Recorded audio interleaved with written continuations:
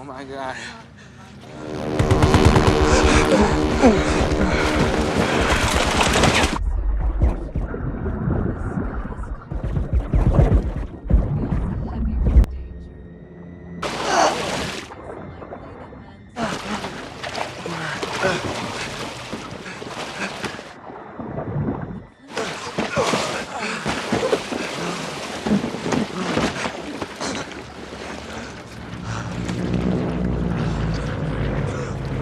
Get out, boys.